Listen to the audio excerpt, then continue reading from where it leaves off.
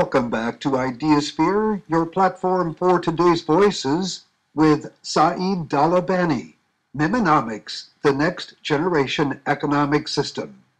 I want to go to something that you have recently written about. It's part of your book, but you summarized it. You see this as a very positive sign, even though we're moving from what you call the level 5, that is in the States, to the level 6, which is more predominant in Europe.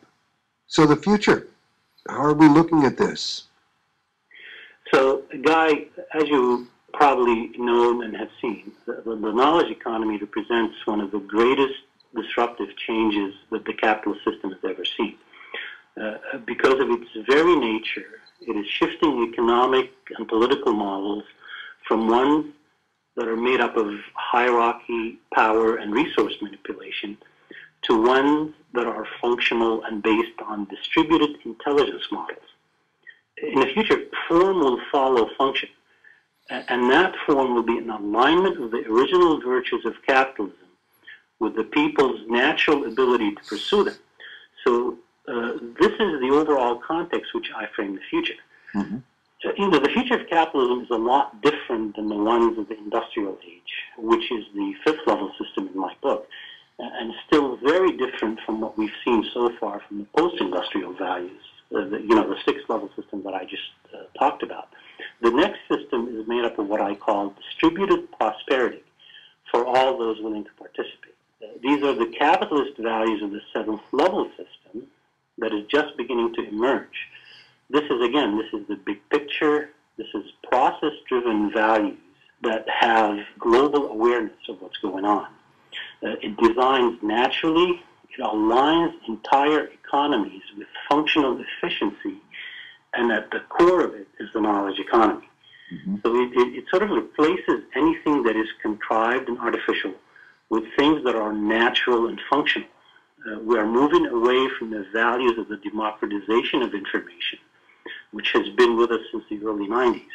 That's when we began to see the rise of the egalitarian values in capitalism, primarily through the internet. Democratization of resources through values like sharing and collaboration have to give way to the functionalization of knowledge and resources. This is the movement from the sixth level system of egalitarianism that only seeks to democratize information and resources to the seventh level system, the one with higher consciousness that says, well, great, you want to spread it, but it has to be functional. We can't afford having technology fall into the wrong hands. Mm-hmm. As the values of the knowledge economy continue to mature, they will keep redefining how business in every sector of our economy gets done. The ultimate goal of this system is to knock down the walls that the values of the industrial age have left behind, including the antiquated corporate hierarchies that really have outlasted their use. But to go to the other extreme, to horizontal economies, is just as bad. So there needs to be a functional balance somewhere between those 2 points. So the new system sees the danger in knocking down the walls of the past system. All we have to do really is look at the damage that Snowden, the NSA employee, has caused to the security of this country. He's a millennial who was born into the egalitarian values of the internet, and he sees nothing wrong with what he did. Those are the kind of things that we have to deal with, Guy. Those are the kind of things that the sixth level system sort of doesn't like restrictions and structure. And you can't regulate them from the system that has the existing structure that is antiquated and is a lower value system. You have to regulate them from a new functional governance, what I call smart government. The values of the internet have created that disruption, and with it created the problems of you can't regulate the new manifestation of these values. You have to do it from a higher level that sort of helps it emerge into the proper form. One of the things that you write about in the thoughts of the future of capitalism, Wall Street is going to be uncomfortable with this because of the new phenomena that's occurring across the board financially. Projects on the model of conscious social benefit. Big change. Quite a bit.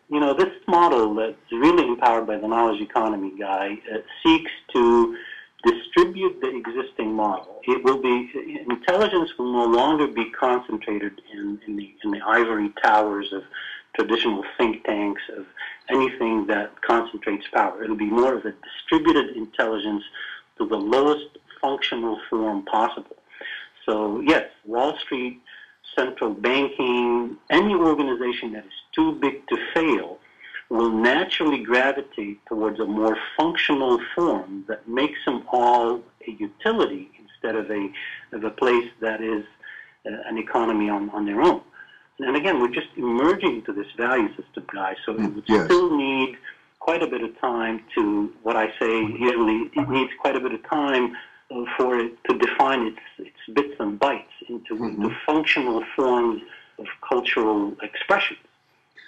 That's going to leave some with food for thought as we transcend into this. And something you bring in Snowden, and his mindset might be in the sixth level in many ways, open source for information, and while we're still in the fifth. But the other side of that is, you point this out in your work, that those in the sixth level, that you show the color green, and that's just an arbitrary color to the level, that they do not see the below level very much, the level of number 5, where the U.S. is. And this produces a false sense of utopia. Yes, that's the problem with the sixth level guy. What my mentor, Don Beck, and integral philosopher Ken Wilber, they call the sixth level the mean green mean. Yes. And they call it that simply because it believes its level of existence is the highest form of existence.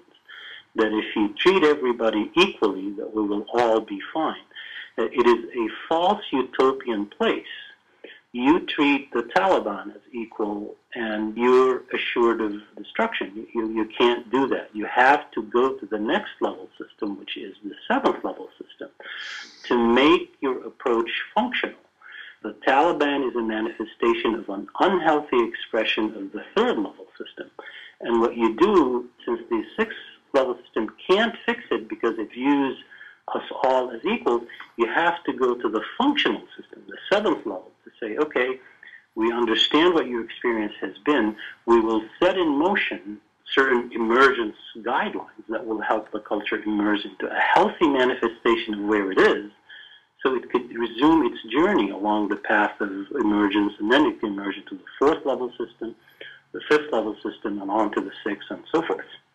So as we're standing here now in the fifth level, at least in America, there are signs of change. You expect that change to take a number of decades, but still, with the advent of 3D printing and robotics, in fact, there was a story recently about a manufacturing company along that line, it's going to change everything and very rapidly.